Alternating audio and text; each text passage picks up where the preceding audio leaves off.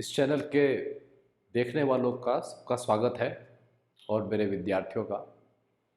आज हम ये poem the character of A happy life इसको इसकी व्याख्या करेंगे, एक्सप्लेन करेंगे। ये इंग्लिश में वीडियोस पहले ही डाली जा चुकी है, 3 वीडियोस, दो दो स्टेंजा एक बार में किए गए हैं। तो आज जो है पहले 2 स्टेंजा लिए जा रहे हैं। ये इसके पोएट हैं सर हेनरी वॉटन, और इन्होंने ये कविता लगभग उस समय लिखी है जिस समय अंग्रेज भारत आए थे और ईस्ट इंडिया कंपनी का दफ्तर 1600 में बंगाल में खुला था। तो उस दौरान के आसपास की ही बात है जब उन्होंने ये कविता लिखी।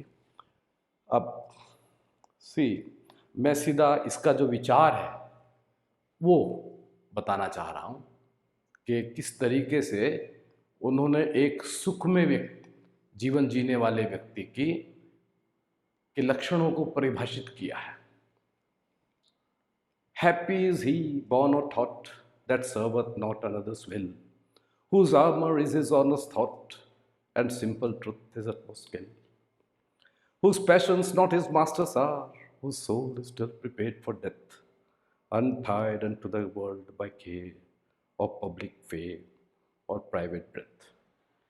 यहाँ पर जरा कल्पना करके हमें उसी युग में यदि जाएं तो बड़ा मुश्किल है सोचना कि कोई पाश्चात्य जगत का, पश्चिम का कोई विचारक जो दूत भी रहा हो दूसरे देशों में और वो इस प्रकार के विचार व्यक्त करे, क्योंकि उस समय जो यूरोप है उसने पूरे एडम स्मिथ की अर्थशास्त्र के ऊपर लिखी हुई पुस्तक an inquiry into the wealth of nations उसको बाइबल मान रखा था, और उसमें ये बताया गया था कि दूसरे देशों से धन यहाँ पर जितना आएगा उतना हम धनी होंगे, यानी जितना हमारा निर्यात ज़्यादा होगा तो हम उतना ही धनी होंगे।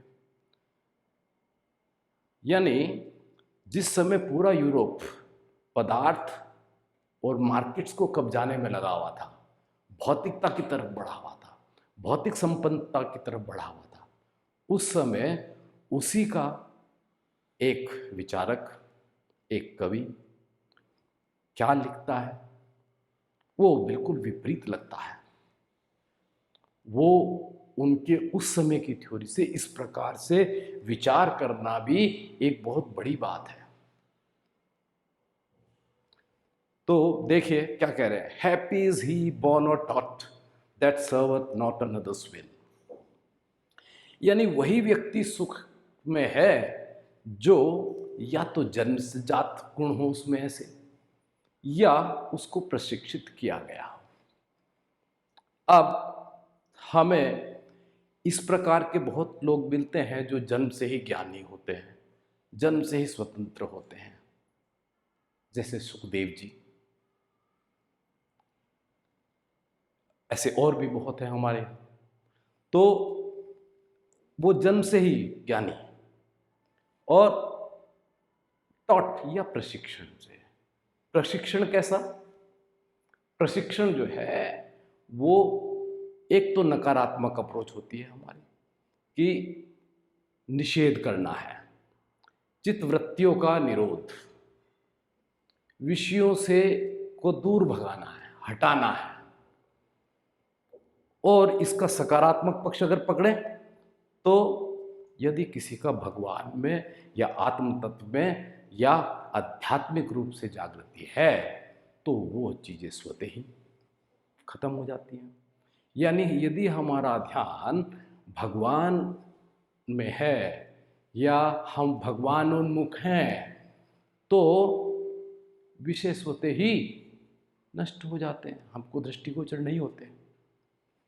तो यहाँ पर वो कह रहे हैं कि आप किसी प्रकार से प्रशिक्षण करें, या तो प्रशिक्षित हो या जन्मजात गुण हो, क्या that serveth not another's will. जो किसी अन्य की इच्छा का गुलाम नहीं है। सर्वत मतलब सेवा करना, और यहां पर रिलेटिव प्रोनाउन दैट यूज हुआ है। और अनदर्स विल इच्छा, यानी किसी अन्य का गुलाम नहीं है, किसी अन्य की इच्छा का गुलाम नहीं है। अब यहाँ सवाल उठता है कि ये अन्य किसको मानते हैं? क्या कोई व्यक्ति है, कोई सरकार है, कोई बाह्य चीज है जिसको हम अन्य कह रहे हैं? नहीं, ऐसा नहीं है, क्योंकि जो आगे की पंक्तियां हैं उसमें ये स्पष्ट कर देते हैं इस अन्य का मतलब क्या है। इस अन्य का मतलब है हम जो हैं सब वास्तव में इंद्रिय सुख के लिए भाग रहे हैं। हमारी मूल प्रकृति सुख रूप है, हम सब सुख की तरफ ही भागते हैं। यदि मैं किसी एक पोस्चर में किसी एक तरीके से ढंग से बैठा हूं तो थोड़ी देर बाद मुझे उसमें असुविधा लगेगी और मैं अपने आप को आराम से दूसरे तरीके से बैठना चाहूंगा, क्योंकि मैं सुख चाहता हूं। अगर मुझे लेटने के लिए भी कहा जाए और मैं कहूँ भाई तू आराम करो, कितनी देर? 8 घंटे, 10 घंटे? कुछ टाइम बाद मुझे ऐसा मन करेगा कि उठ जाओ, वो क्योंकि मैं सुख की तरफ भाग रहा हूं, हमेशा सुख रूप हूं। हमारे यहां तो कहा गया ईश्वर अंश जीव अविनाशी, चेतन सहज अमल सुख राशि, यानी हम 100% सुख हैं, सुख रूप हैं। हमारी मूल प्रकृति सुख रूप है, तो हम दुख कहाँ देख रहे हैं? दुख और सुख तो हम जो है इंद्रियों से हमें प्रतीति हो रही है। और यदि हम आत्मोन्मुख हो जाएं, या जहां पर सारे सुखों का स्रोत है, वास्तविक सुख का स्रोत है, उसकी ओर उन्मुख हो जाएं, तो हमें ये सुख दुख दिखाई ही नहीं देंगे।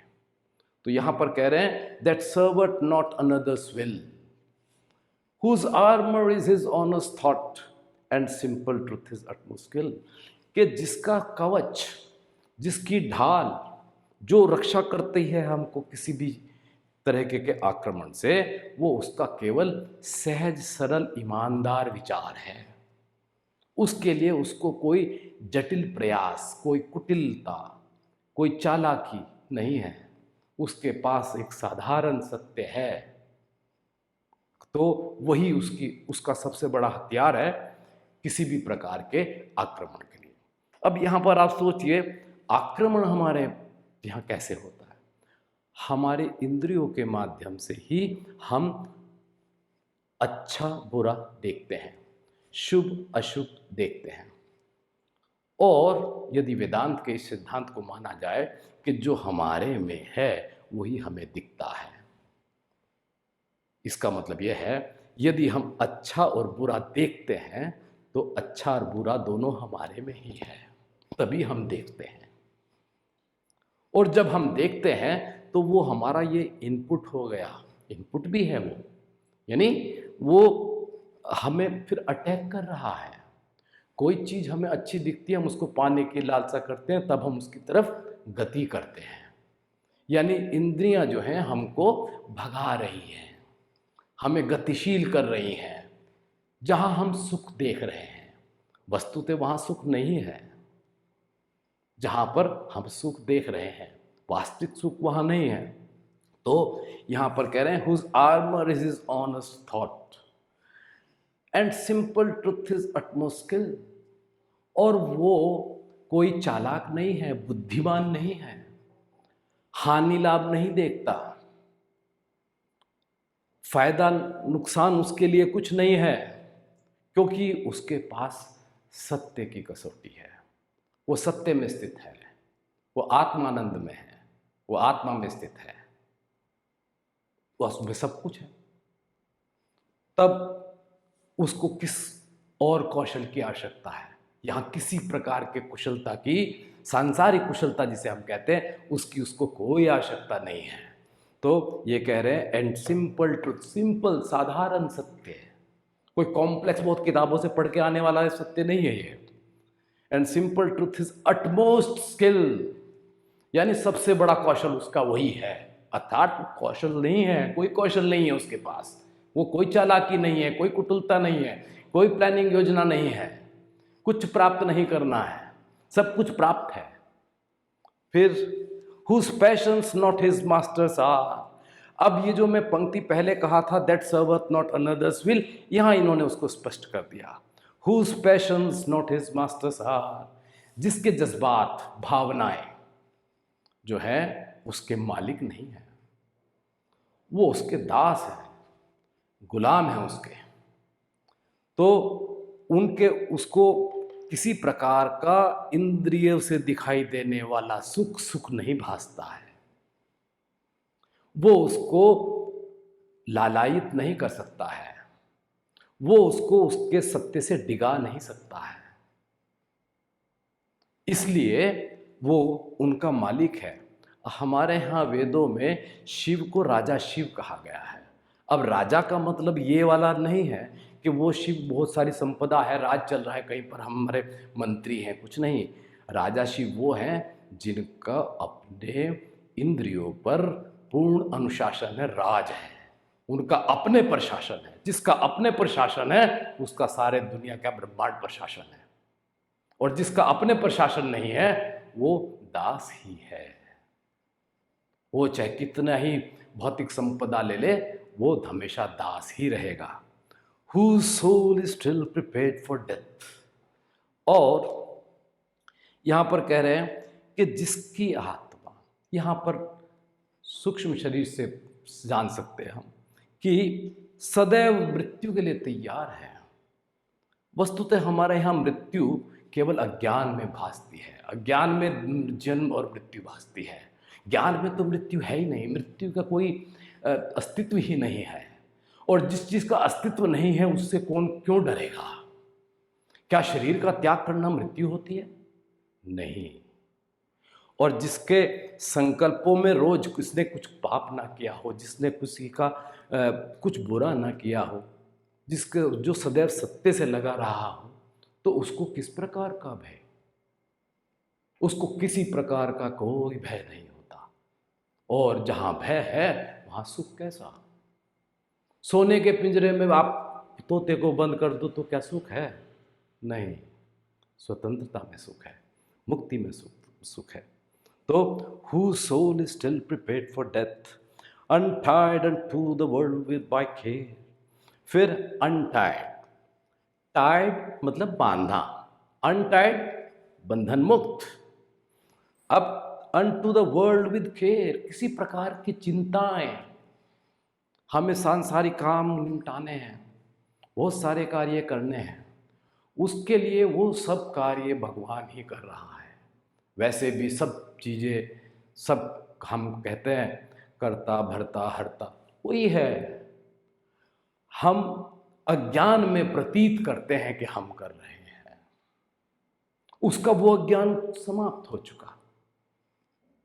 जिस अज्ञान में हम सोचते हैं कि हम कर रहे हैं, उसने स्वयं को उसमें लीन कर लिया, उस सत्य को पकड़ लिया। तो असत्य दूर रहता है, बिल्कुल जिस तरीके से प्रकाश से अंधकार दूर रहता है। इसलिए जन्म मरण लाभ हानि ये सब जो है उस अंधकार में रहते हुए हमें प्रतीति मात्र होती है, वस्तुतः इनका कोई अस्तित्व नहीं है। जब अस्तित्व ही नहीं है तो किस प्रकार का भय और क्या चिंता?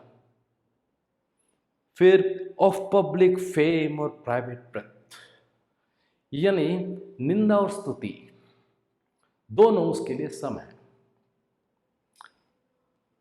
अब हिंदी में कहा जाता है गोधन गजधन बाजधन और रतन धन खान, जब आए संतोष धन सब धन एक धुरी समान।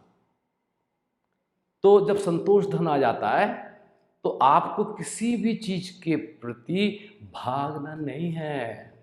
ये जगत तो वो है जिसकी गति है, और संसार का शाब्दिक अर्थ है जिसमें कोई सार नहीं है, जिसका कोई सार नहीं है, जिसमें कोई तत्व नहीं है, वो अस्तित्व ही विहीन है। ये है जब वो भगवान उन्मुख हो जाता है, तो उसके लिए निंदा स्तुति लाभ हानि ठंडा गरम शत्रु मित्र ये सब सब में वो अपनी ही छाया भगवान को देखता है। इसलिए उसको इन चीज़ों से कोई फर्क नहीं पड़ता है, कोई उसके ऊपर ये आक्रमण नहीं होता है। तो वो ऐसा व्यक्ति, उसको हम हिंदी में भगवत गीता में स्थित प्रज्ञ स्थिति का वर्णन है, जिसमें कहा गया है, योह न हर्षति न द्वेष्टि न शोचति न कांक्षति शुभ अशुभ परित्यागी भक्ति मानने में सप्रिय। यानी जो न हर्ष करता है, न द्वेष करता है, न ईर्ष्या करता है, और शुभ अशुभ फलों का त्यागी है, ऐसा भक्ति मान्य पुरुष मुझे बहुत प्रिय है। तो ये आत्मा में स्थित व्यक्ति की धारणा है, उसके लक्षण है। तो जिसने उसको पा लिया, उस सत्य को पा लिया, या उस सत्य में स्थित हो गया, तो उसमें क्योंकि सारा ब्रह्मांड है, सब सुख है, सारे सुख दुख उसी में है, उसकी कोई इच्छा नहीं रहती अपनी, तो वो किस चीज के अधीन होगा? वो स्वतंत्र है। हम वैदिक उसमें यज्ञ करते, हवन करते, वहाँ पर भी एक मंत्र है, अर्थ है उसका, कि हम 100 वर्ष तक किसी के अधीन हुए बिना जिए। दूसरा वक्त है, पराश्रित स्वप्न में भी सुख नहीं। हमें आश्रय हो तो केवल भगवान का और सत्य का आश्रय हो, अन्य सब आश्रय धोखा देने वाले हैं। तो यहाँ पर जो है वो ये कह रहे हैं कि द ऑफ पब्लिक फेम और प्राइवेट ब्रेथ, अब ऐसे व्यक्ति के लिए जो सुख की खान के उसमें स्थित हो गया, जो सुख सागर में मिल गया, उसके लिए दुख कैसा? वही हैप्पी, वही खुश है, वही सुखी है। तो अभी ये इस कविता की अगली 2 स्टेंजा मैं नेक्स्ट वीडियो में करूँगा, और उससे 6 स्टेंजा है इसमें, फिर तीसरी वीडियो में अंतिम करूँगा। तो यदि आपको ये मेरा तरीका समझ में आ रहा है तो इस चैनल को सब्सक्राइब करें, लाइक करें और शेयर करें। धन्यवाद।